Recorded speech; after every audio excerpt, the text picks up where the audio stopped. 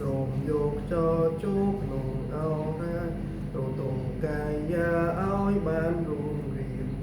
មែនហើយឲ្យបានរួងរៀនណែកទាំងគូសម្រាប់មើលគេជើងទាំងទ្វេសម្រាប់ដើរឈានដៃទាំងពីរជាកាយវិញ្ញាណសម្រាប់ចាំកាន់ដឹងទៅជាងឬក្តៅមែនហើយដឹងទៅជាងឬក្តៅ